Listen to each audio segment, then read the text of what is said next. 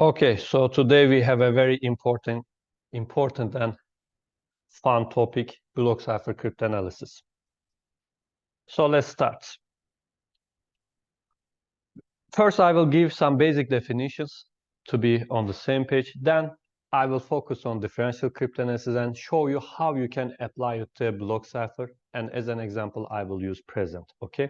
So let's start with some definitions. Let's first talk about attack types. So main attack type we are most of the time interested is total break.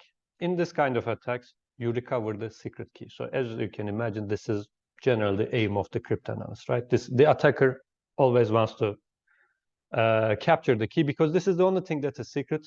So if you can capture it, you break the system. There are other attack types like global deduction.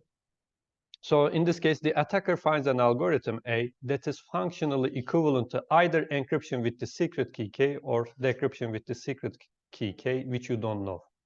So in this scenario, you don't capture the secret key, but you have an equivalent algorithm. So in this scenario, if you capture some ciphertext, you can decrypt it with this algorithm without knowing the secret key.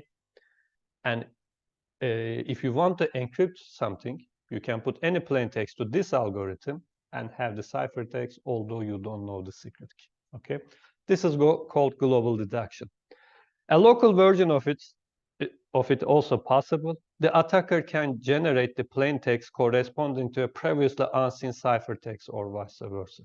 So imagine like this: you are capturing a lot of plain text and ciphertext. You don't know the secret key, but just looking at the relation between this plain text and ciphertext, you kind of find a way to encrypt a plain text which wasn't encrypted before. So you're kind of forging a message, let's say. But most importantly, there are distinguishing algorithms, and this is where every attack starts, okay? So most of the time we write in bold saying that everything starts with a distinguisher, okay? In cryptanalysis, this is the idea. So in this scenario, the attacker can effectively distinguish between two black boxes. And these two black boxes are as follows. The first one is the block cipher with a randomly chosen key, which you don't know. And the second one, a randomly chosen permutation. So think about it in this way. You really have a black box, okay? You cannot open it and look inside. But you can give an input and it gives you an output. Okay, so it is a deterministic algorithm. If you give the same input, it gives you the same output. So question is, do you think that inside the box there is a random permutation, or there is a block cipher with a randomly chosen key? So can you distinguish it? So if the cipher is not designed in a good way, you can do this. Okay, so if you can find a distinguishing algorithm, not for the full cipher, but maybe reduced runs of it, then you can use this information to attack more runs and capture the secret key. So this is why every attack starts with a distinguisher. So your aim is to find most of the time a distinguishing property, and this is most of the time a statistical property that you can exploit. Okay. So we will talk about this, but let's continue with some more definitions. So what can the attacker do? The attacker needs some data to perform the attack, right? So the attacker can always listen to communication, or if it is not communication, but if it is data at rest, you can capture the data as the ciphertext, like, capturing a hard drive which contains a full disk encryption, okay? So we assume that attacker always has vast amount of ciphertext, and people actually listening to each other right now because they're hoping that at one day they have better computers or, quantum computers to break some of the stuff. So the attacker always have the ciphertext. So if you can break a cipher from this, only looking at the ciphertext, this would be fantastic, right? Sometimes you can do it, by the way. But most of the time, attacker needs more, like non-plain text. In this scenario, you don't know the secret key, but you know some plain text and also corresponding ciphertext, which are encrypted under the same secret key, which you don't know. But sometimes you need more. Sometimes you have to choose plain text by yourself, saying that, okay, I can break this block cipher if I capture, for instance, a few terabytes of plain text and ciphertext, but the plain text should be in this format or in this form. So you are choosing actually the plain text, okay? And sometimes you can perform an attack in a scenario which is adaptively chosen plain text. So in this scenario, the attacker again chooses some plain text, asks you to give For instance, the attacker asks you to give the ciphertext of this plaintext. You look at them, encrypt them, and give the ciphertext back to the attacker.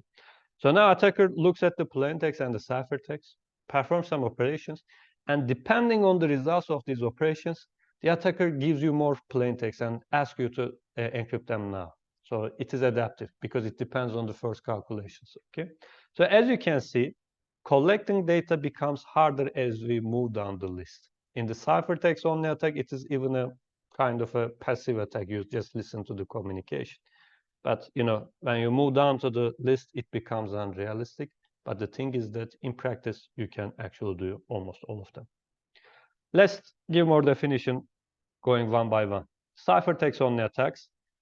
The attacker has access only to the ciphertext, which is always the case, right? You can always capture the ciphertext. But in this scenario, you cannot capture more. Since the communication is assumed to be performed on an insecure channel, this is the most realistic scenario. To perform a ciphertext only attack, the cipher should have significant weaknesses. For example, RC4, which has many statistical weaknesses, or A51 stream cipher, which is 2G GSM communication standard. And here the secret key is really short, 64 bits. This is why you can break it from the ciphertext. Okay, so these attacks work in real world if the cipher is really designed bad.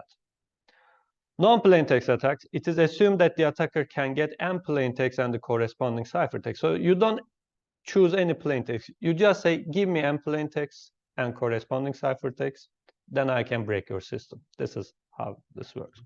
So actually, this and the following data types might sound unrealistic, but imagine the following scenarios. This scenario is realistic in practice because the attacker may guess some blocks of the plaintext, right? For instance, you are encrypting an email, so you get the ciphertext, but you can always guess the first headers of this email, right? So you capture some part of the plaintext, you can easily guess it. Depending on the context, it is not that hard. Second scenario, you can trick the key holder to encrypt a document which is known by the attacker. So in the history, this happened a lot. For instance, in the Second World War, Americans asked some Japanese people to give them secret documents. So they asked them to be a spy. So one Japanese actually gave them a document saying that this is a top secret document. I'm giving it to you. So this happens in Japan. So ask the people to don't send it as a plaintext to United States, because if Japanese will be listening to this communication, so if they capture it, they will know that I gave you this document. So he asked them to encrypt it. So the Japanese person gives Americans a document. Americans encrypt it and send it to United States. But the thing is that the document was not correct, actually. It was forged. And Japanese people listen to the encrypted communication. Now you have the ciphertext, and the plaintext was forged by you. So it is a non-plaintext, right? So you can also perform a chosen plaintext attack in this scenario if you design the document in a way you want. Third one, this applies to all of the data types. Capture the device to provide any plaintext and store the corresponding ciphertext. So assume that you have physical access to the device. So of course, a lot of people say that if I have physical access, I can just open it up and find the secret key inside the device, right? So think about your mobile phones, etc. But the thing is that they are tamper-proof. If you try to open it, it will be erased from the ROM. So there are some techniques to overcome this. For instance, by putting a little bit of acid to destroy the top layer. But a little bit of acid is an abstract concept. So how a little? If you put a little bit more, you just destroy the device. So it is not that easy to deal with a tamper-proof device. So what you can do, you already have the device, and you can put any plaintext and gives you the ciphertext, right? So this way you can perform non-plaintext, chosen plaintext, or adaptively chosen plaintext attacks. So in real world, this kind of attacks can happen if you capture the device. So chosen plaintext attacks, the attacker is able to request the encryption of n plaintext of his choosing and capture the corresponding ciphertext. And by the way, linear cryptanalysis is an example for non-plaintext attacks. Differential cryptanalysis is an example for chosen plaintext attacks, which I will briefly explain in a few minutes. So in the chosen plaintext attack, the attacker is able to request encryption of n plaintext of his choosing and capture the corresponding ciphertext. More unrealistic compared to non-plaintext attacks. However, there are many examples in the history. And finally, the adaptively chosen plaintext attacks. The attacker is able to request encryptions of some plaintext, possibly seeing encryptions of some plaintext first and making some calculations using them, and then requesting more, right? More unrealistic, of course, compared to other types, but if you capture the device, all of them are possible, right? So let's talk about resource types. So in order for an attacker to perform the attack, they need some resources, right? The success of an attack is measured according to the resources it uses. Generally, the most important or focused one is time. This is the time or effort required to perform the attack. Okay, so if the attack is really practical, sometimes we say that it takes like a few milliseconds on an ordinary laptop. So this is your time to perform the attack. But if it is more theoretical attack, you give that time as we can break the cipher if we can perform 2 to the 120 encryptions or something. Okay, so time is generally measured like this. Memory, the amount of memory or storage required to perform the attack. So you need to store some stuff while performing the attack. So if it is way too much, then you cannot perform the attack in practice, because if you require billions of petabytes, you can just say that it works, but I cannot try it, right? And the data is, we already talked about what kind of data you can capture, the amount of data required to perform the attack. So here we are saying that how many chosen or known plaintexts you need to perform the attack, right? Sometimes, of course, you need to store this data to memory. So sometimes they are related, but they are two different concepts. Let's see some generic attacks and see how these actually apply. So first one is exhaustive key search attack, right? So if an attacker captures one plaintext and corresponding ciphertext, they can encrypt the plaintext with every possible key and check if the correct ciphertext is observed, right? This is the thing you can always do. Actually, it is enough to capture only the ciphertext, a single block. The attacker can decrypt with every key and check if the obtained plaintext is something intelligible, right? Takes more time, but you can do this. So this attack works even if you only capture a single ciphertext block. So what is the attack type? Total break, because if you perform this attack, you capture the secret key. Data type, ciphertext only. A single ciphertext block is enough. Time, you have to try every single key to find the correct one, right?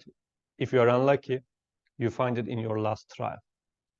And a mathematician is always unlucky by the way. So generally, you find it in the last trial. Memory, none or negligible, you don't store anything, right? Data, one ciphertext block, or you can say one known plaintext, because if you have the plaintext and the corresponding ciphertext, the attack is easier. So as you can see, I can perform this attack, and I'm not focusing on any weaknesses of the block cipher. I'm not saying anything about the cipher design or anything. This works for every block cipher. Here, the only determining factor is the length of the key. So this is why we are trying to choose it large enough so that we have a security upper bound. So the attacker's aim is to break the cipher performing less than 2 to the k encryptions. So we will focus on this later, but here, as you can see, the time is the maximum as it can be, and memory and data are negligible. So they're complete opposite of this kind of attack that we call a table attack. So imagine a scenario where the attacker captures or somehow pre-compute every plaintext and corresponding ciphertext under the secret key which you don't know. Okay. What you do is that store them in a sorted table. So in this way, if you know which plaintext block goes to which ciphertext block, you don't know the secret key. But whenever you capture a ciphertext, you can just, using this table, look at which plaintext it belongs to. Similarly, you can write any message as the plaintext, and just by looking at this table, you can encrypt it. So this is global deduction. You don't know the secret key, but you have an equivalent algorithm which allows you to perform encryption and decryption under the secret key. Data type, I say known plaintext, but here we are actually capturing every possible plaintext block, right? If the block size is B, you need to know 2 to the B plaintext and corresponding ciphertext to perform this attack. So time is actually none. You're just performing a single table lookup, so it is negligible.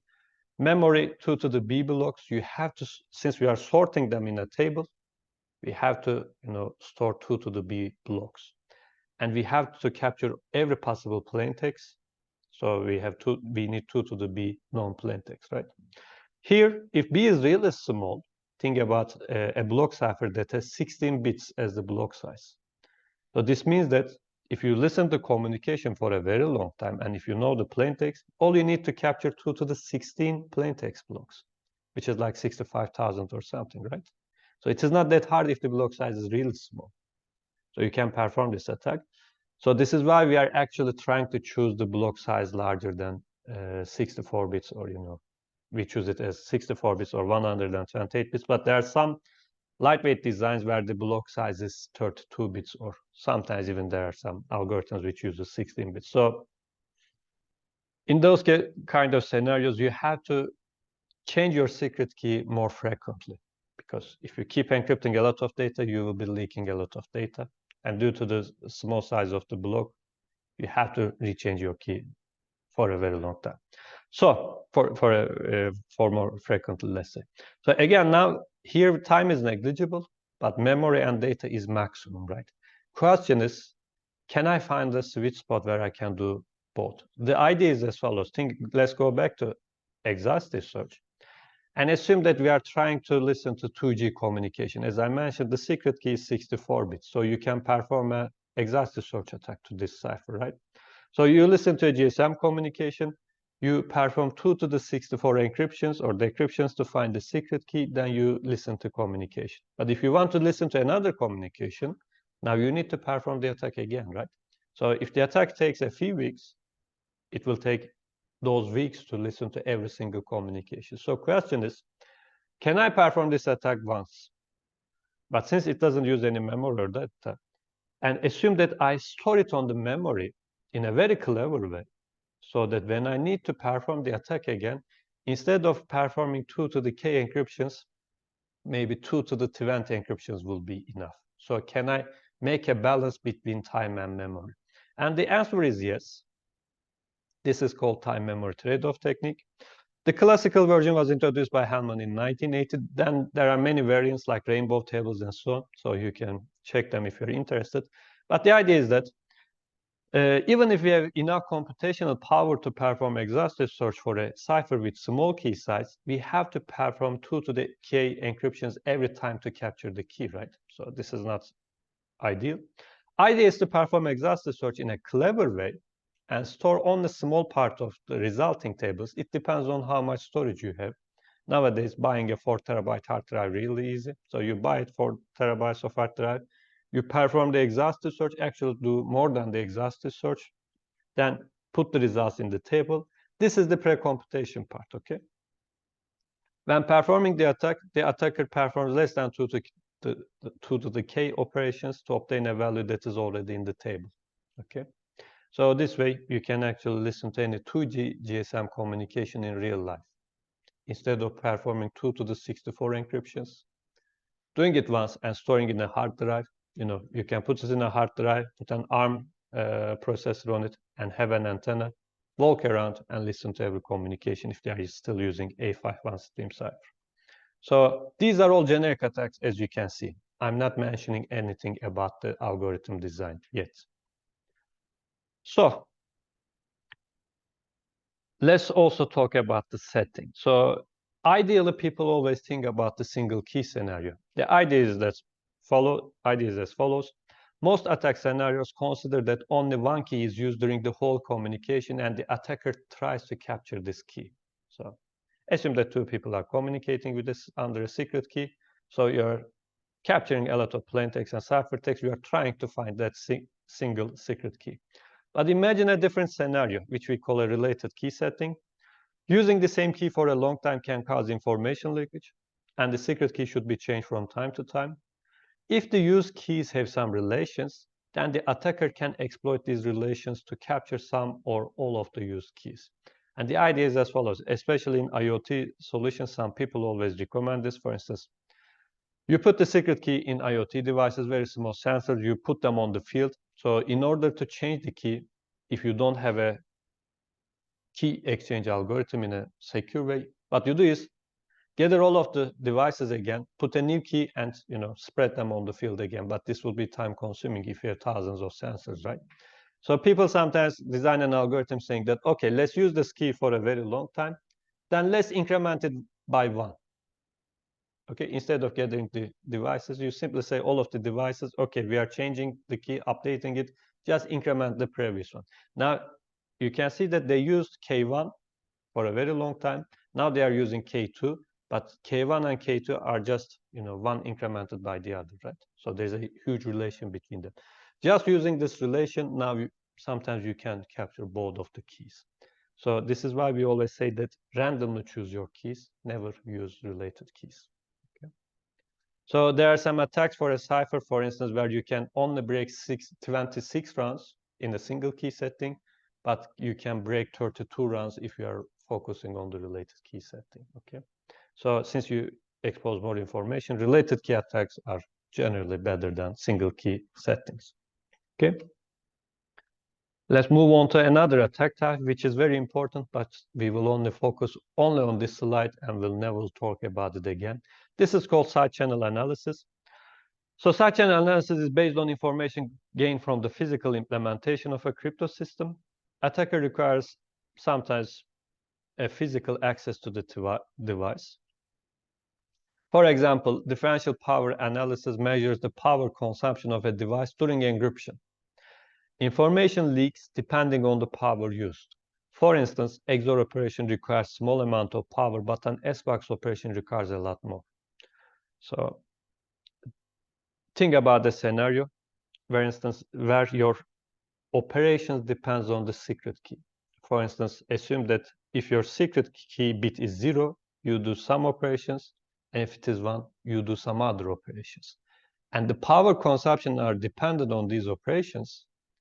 Just by looking at the power consumption, you can guess if the secret key bit was 0 or 1. So this way you can break the system. So it is not important if the algorithm is designed in a good way or if it is secure or not. For instance, RSA most of the time can be broken in this way if it is implemented in a naive way, because the operations you do depends on the bits of the secret key. So here, as you can see, we are not breaking the algorithm, we are breaking the implementation. This is very important. So assuming that an algorithm is secure doesn't mean that you can use it in every small device you can, okay? So these attacks do not break the cipher, but it breaks its implementation. Okay. So now we can move on to non-generic attacks. So far, we haven't focused on the design of the algorithms. Those were generic attacks. Now we can talk about non-generic attacks. So exhaustive search provides an upper bound for security. This means that if your secret key is k-bit, you have actually k-bit security, because in order to break it, you need to perform 2 to the k operations. But the question is, can I do something better than that? So assume a very hypothetical scenario where the attacker captures 2 to the b minus 2 known plaintext. So you know every plaintext and every ciphertext except 2 of them. So you end up with 2 plaintexts which you don't know which 2 ciphertext blocks it corresponds to.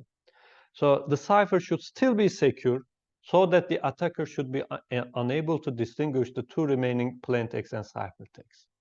So it shouldn't be better than randomly guessing or flipping a coin. That is the idea. Any attack that requires less time than exhaustive search and less data and memory than the table attack is considered as the cryptanalysis of the cipher. If the attack requires resources that are not practical, for example, 2 to the 80 terabytes of storage, then it is called an academic break. So this is just a theoretical attack. But if it is practical, generally what we do is to perform the attack and say that, here are the source codes. We really tried this and it works. We can break the system. So there are many non-generic attacks. One set is differential cryptanalysis, and there are a lot of variants like impossible differential cryptanalysis or linear cryptanalysis by Massieu. And again, there are some variants like multiple linear cryptanalysis, multi-dimensional linear cryptanalysis. But people are creating or coming up with new attack types. Some of them are mathematical, some of them uses different ideas, like recent ones I like invariant subspace attacks or subspace trail attacks are really nice attacks. So Whenever you design something, you're actually designing your cipher against known cryptanalysis techniques. But as you can see, these attack types are discovered after most of the block ciphers are designed, like AES, right? It was a standard in 2000s. Now, 10 years later, people come up with new attack types. So you have to check if those old ciphers are secure against these new techniques, okay? Some of them are broken in this way, but some of them withstand this. So this is why, for instance, AES is secure against known techniques. This is why we are still using it. But if somebody comes up with a new cryptanalysis technique where it breaks AES, we should instantly, come up with a new alternative and, use it. So, how these attacks works? Many cryptanalysis techniques are statistical attacks, like differential cryptanalysis and linear cryptanalysis. Statistical attacks first discover a property of R rounds of a cipher, which happens with probability P0 for the cipher and probability P for a random permutation. So if the difference between these probabilities are huge, this means that your distinguisher is better. Okay? Such a statistical property is referred to as distinguisher. So everything starts with a distinguisher. First, you have to find the non-random behavior inside the cipher. A distinguisher can be used to distinguish R rounds of the cipher from a random permutation, or an attacker can add R1 rounds to the top or bottom of this distinguisher to attack R plus R1 rounds of the cipher. Okay, so this way you capture the secret key. So this is the main flowchart or pseudocode, let's say, to perform a cryptanalysis. But again, it all starts with a distinguisher, and here we are assuming that you found the distinguishing property for R rounds. So an attacker can add R1 rounds to the top or bottom of this distinguisher to attack R plus R1 rounds of the cipher. So what you do, since you cannot get intermediate values, you gather n plain text ciphertext pairs after R plus R1 rounds of encryption. You try every possible key that are used in the added R1 rounds and count how many times the distinguisher is observed. Wrong keys are assumed to act like a random permutation. This assumption is known as wrong key randomization hypothesis. Not directly correct, but it works, by the way, this hypothesis. Expected value of the counters are n times P0 for the correct key and n times P for the wrong key. By counters, I mean observing this distinguishing property. So for the correct key, since it happens with probability P0, and you are performing the experiment n many times, this is the expected value for the correct key, and this is for the wrong keys. By looking at these counters, we can capture the key material of the R1 rounds. Remaining key material can be captured by exhaustive search or performing a similar attack with a different distinguisher. Okay, so if you can find the distinguishing on a large number of rounds, then you can break the cipher. So let's finish it with briefly mentioning what linear cryptanalysis and differential cryptanalysis is. Linear cryptanalysis discovered by Matsui around 1992. So this is the first experimental cryptanalysis of DES. So he gathered a lot of data by using a lot of computers and performed the attack. So this technique checks the relation of inputs and outputs, where you are just masking the input bits. So you are XORing some of the plain text bits, and you're also XORing with some of the ciphertext bits. This dot means masking of the bits. So idea is as follows. Just let me give you a single example. Assume that you randomly chose a plain text. You gave to the person, and they encrypted it and gave you back the ciphertext. So let's say just look at the rightmost bit of your plain text and rightmost bit of the ciphertext. So they can be either equal or the opposite, right? So with probability 1/2, they can be identical, right? Since we are expecting cipher to act as a random permutation, when you choose that plain text bit to be 0, half of the time the ciphertext bit will be 0 or 1. But if the design is not good, sometimes they will be identical with probability 1/2 plus some bias, epsilon. If that epsilon is large, I can use this information. So this is a distinguishing property. So I'm just focused on a single bit. Here you can focus on a lot of bit combinations on the input and output. Yeah, here also explains what I'm trying to say. Consider the XOR of the least significant bits of the plain text and the ciphertext, P0 XOR C0. It should be equal to 0 with probability 1/2. a high bias from 1/2 can be used as a distinguisher. So linear cryptanalysis focuses on plain text and ciphertext. As you can see, this is why I call it a non-plain text attack type, because all you need to know some plain text and ciphertext. Finally, differential cryptanalysis, first public announcement by Biham and Shamir in the early 1980s. But first discovery may be as early as the Second World War, because some Japanese documents kind of explain a technique like differential cryptanalysis. So we know that almost every secret agency knows these techniques until academicians discovered it. So Biham, when he received the IACR fellowship, he gave a talk. The title was How to Make a Difference, because in differential cryptanalysis, you are introducing differences into the plain text. And at the end of his talk, he thanked every secrecy agency who discovered this technique but didn't share it with the public. So the honor remained to him. So, but it was a fantastic discovery. It was a kind of well-deserved reward. So idea is as follows. Find a path characteristic so that when the input difference is alpha, after r rounds of encryption, output difference is beta with probability p0. So what does this mean? So you have a plain text. Actually, generally, you don't choose it. It can be a random plain text block. And assume that it is encrypted to some ciphertext block C. Now you are making a small change in P. Here, alpha is that small difference. Maybe you are flipping the rightmost bit, okay? Once you flip it, it becomes something new, right? Like P0, P prime. So once you encrypt this, it should give you something completely different, like C prime. But if there is a relation between C and C prime like this, beta, which just says that, after the XOR, these bits are 0 and these bits are 1 or something like this. And if this happens with high probability, then I can use it as a distinguisher and break the system. As I mentioned before, this is strangely resistant to differential cryptanalysis. To break the 16 rounds, 2 to the 49 chosen plain texts are required. So this is why people suspected that, since NSA is involved in changing the S boxes, they kind of changed the S boxes in a good way so that it became resistant to differential cryptanalysis. And later on, they also, IBM people admitted that this was true. So when Biham and Shamir discovered this technique, they actually broke some of the block ciphers almost practically, using just a few thousand chosen plain text or something. So they were expecting to break this in a very nice way, but it turned out to be not a practical attack, but a academic break.